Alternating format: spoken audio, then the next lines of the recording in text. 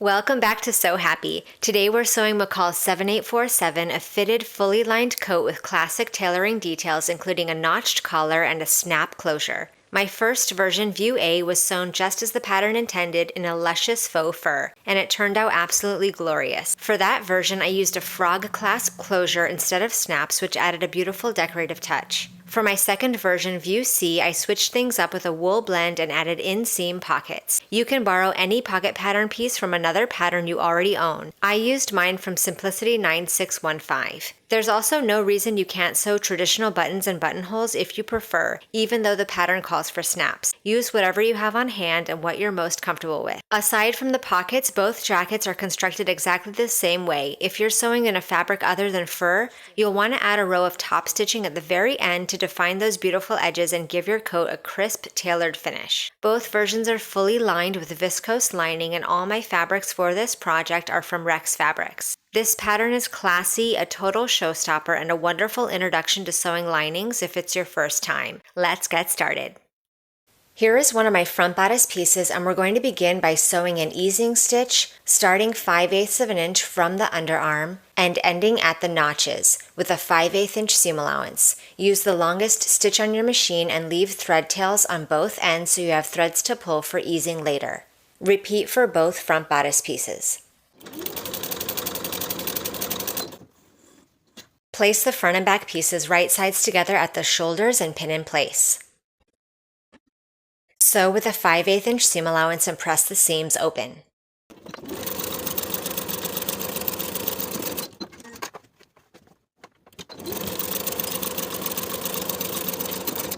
Now with our front and back pieces still right sides together, we're going to start pinning the side seams.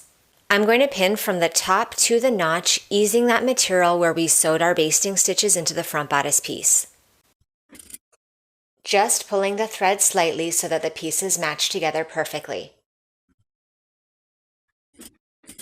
Since I'm going to be adding pockets to the coat, I've marked where I want the top of my pocket to be. I did this just by placing the pattern piece in front of my body to determine where the hand placement would be most comfortable. Since this pattern does not include a pocket, I've taken a pattern piece for a pocket from another one of my patterns. I'm going to use this pattern to cut out each of my pocket pieces and also to determine the width of the pocket. So I've made a marking onto my fabric at each of the seam lines at the top and bottom of the pattern piece. I'm going to pin around this opening. This will be where our stitching stops and starts again before we sew to the bottom of the jacket. Repeat these steps to pin your opposite side seam. On both sides with a 5/8 inch seam allowance, sew from the top to the dot you marked for the opening of your pocket, then start your stitches again at the bottom pocket marking. Continue with a 5/8 inch seam allowance to the bottom of the jacket. Repeat on both sides.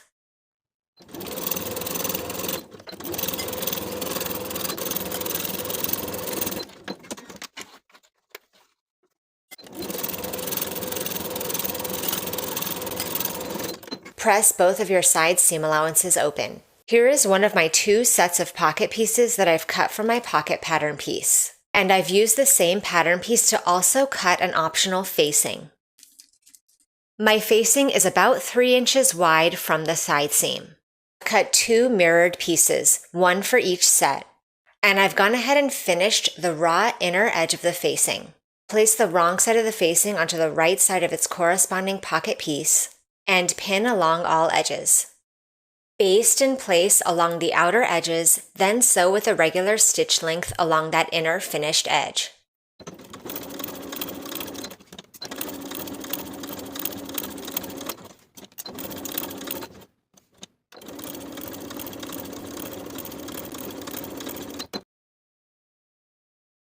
Repeat to create your 2 mirrored sets of pocket pieces. For the pocket piece without the facing, we're going to fold back that straight seam allowance to the wrong side by 5/8 of an inch. And give it a good press. Now that that straight edge is folded to the wrong side, we're going to place it on the inside of the jacket. Place the wrong side of the pocket onto the wrong side of the front bodice piece, placing the folded back edge of the pocket at the pocket opening. Centering it in place. Pin it to the front seam allowance only, not through the front of the jacket.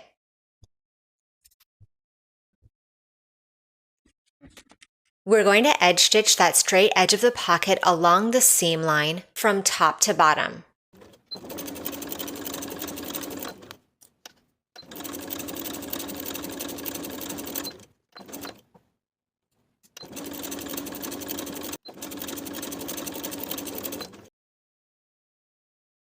Now that we have that one side of the pocket secured to the seam allowance of the front bodice piece, take the other faced pocket piece and place it right sides together with this pocket piece. Align its raw edge with the back bodice seam allowance, and centering it in place along the pocket opening. Pin to the back seam allowance only.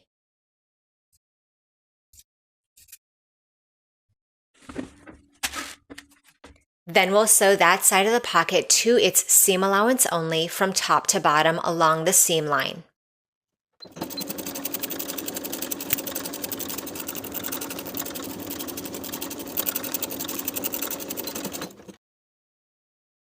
As I stitched, I was very careful not to catch the opposite side of the pocket so you don't stitch your pocket closed. Place the pocket pieces right sides together, pin the outer curved edge.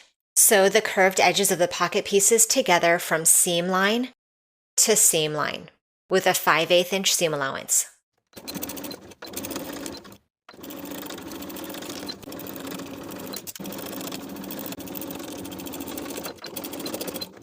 Now the pocket is finished, and on the outside you'll have a clean seam with the facing giving a continuous look that hides the lining on the inside. Repeat to create both pockets.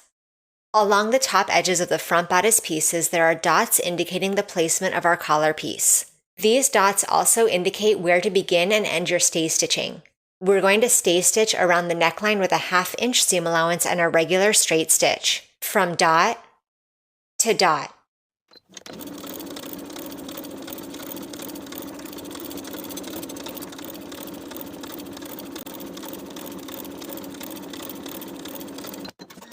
Along the outer edges of the under collar piece, there are dots that correspond with the dots that we just stay stitched along the neckline. Place the undercollar and the neckline right sides together, aligning the dots and the centers, and pin in place. So, starting at one dot and ending at the other, backstitching to secure with a 5/8 inch seam allowance.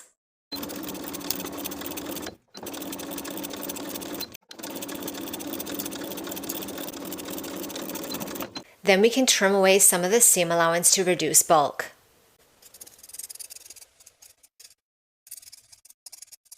Pre-press the bottom raw edge of the sleeve to the wrong side by 5/8 of an inch to create a memory crease.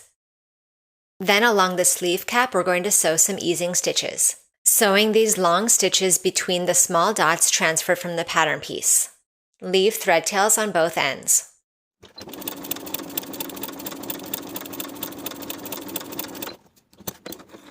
Fold your sleeve in half right sides together and pin the outer edges. That memory crease along the bottom should be opened out flat for now. Sew that seam with a 5/8 inch seam allowance and press the seam open. Then we'll place this sleeve right sides together with its corresponding armhole. Align the notches and pin in place.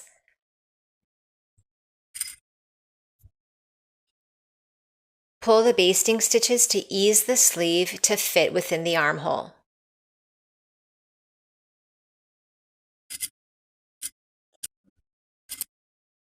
Sew your sleeve into the armhole with a 5/8 inch seam allowance and repeat to attach both sleeves.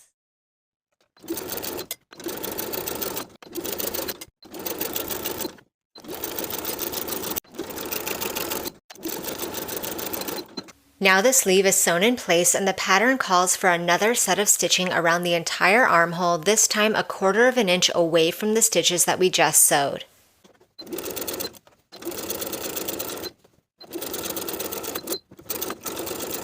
Then we can trim the seam allowance close to that second set of stitches. Repeat the entire process to attach your remaining sleeve to the opposite armhole. For the front lining piece, I've gone ahead and sewn my basting stitches from the underarm to the notch in the same way as we did for the front main piece. Now I'll place the front lining right sides together with the front facing and pin together the curved seam. Sew with a 5/8 inch seam allowance.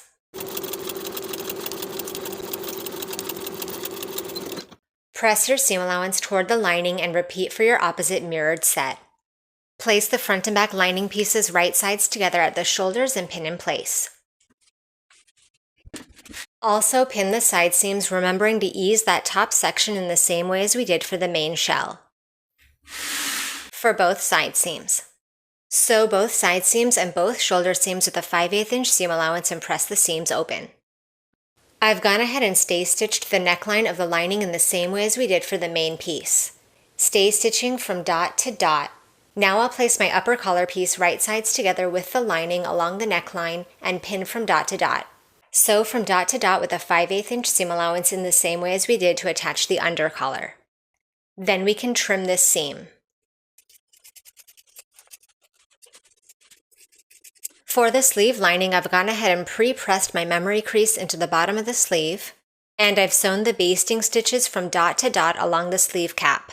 Now I'll fold this piece right sides together and pin. Sew at 5/8 of an inch, press the seam open and repeat for both sleeves.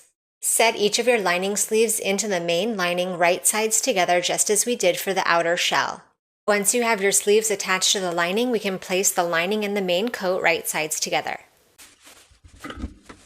The first section that we're going to pin is from the dot on the front facing. With that seam allowance pressed upward, pin cleanly at the dots. Continue pinning around and down to the bottom of the garment. Repeat on both sides. Then we can pin the bottom. Pin together the bottom edges, leaving about a 5 to 6 inch gap for turning. With the seam allowance pressed out of the way, start sewing at the dot and around the front piece, all the way to the bottom. Then sew across the bottom edge to one side of your stitch opening. Back stitching to secure. Repeat on the other side.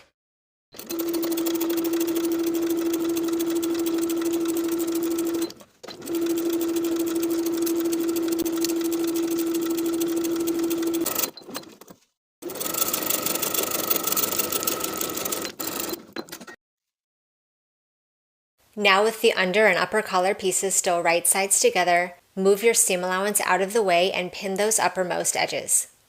Then once again with the seam allowance pressed out of the way, we're going to sew from dot to dot with the same 5/8 inch seam allowance.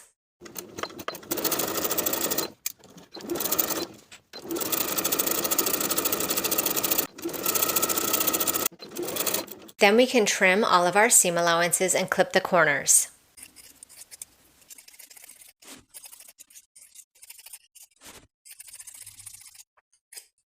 Then we can turn our coat right side out through the opening we left in the bottom.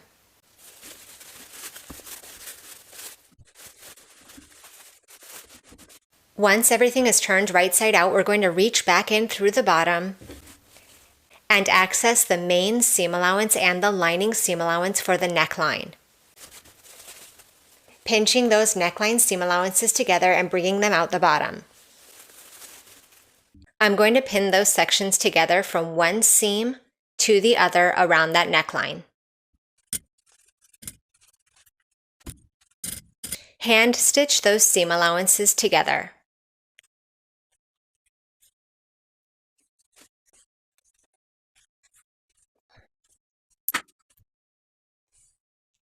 Then we can place the neckline back inside the main coat. Do the same for the top of the shoulder and the top of the underarm. Just sewing a few loose stitches at both of those seams to keep the lining from coming out when you take your jacket off and on.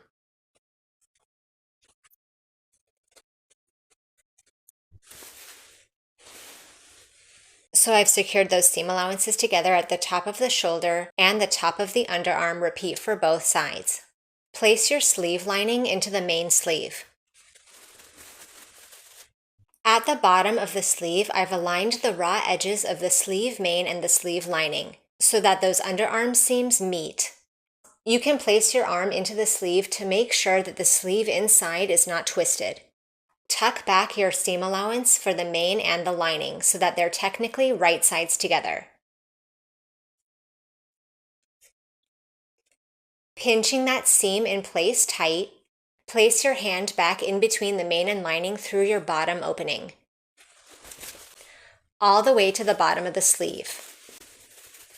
Pinch those seam allowances that you have on the outside on the inside, and bring the sleeve out through the bottom of the garment. Pin the bottom of the sleeve right sides together all the way around the bottom edge.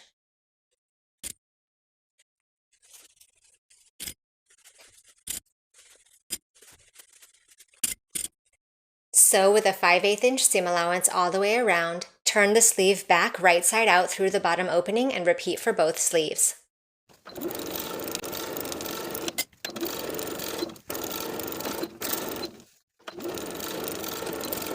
Now along the bottom of the jacket where we have our opening, we're going to sew an invisible stitch to sew those edges together from one side of the opening to the other, making sure that those bottom edges are pressed to the inside by 5/8 of an inch.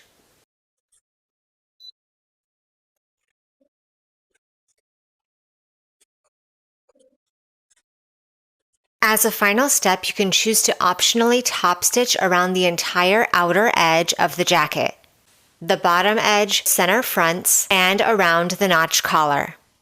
I've top stitched here with about a 1/4 inch seam allowance all the way around the outer edges of the jacket. Then you can add your snaps to the inside of the jacket as directed in the pattern, placing each of the snaps at the pattern markings transferred from the pattern piece. And now your jacket is complete. Thank you for watching this sew along. Subscribe to the channel for more full-length sewing tutorials, and I'll see you in the next video.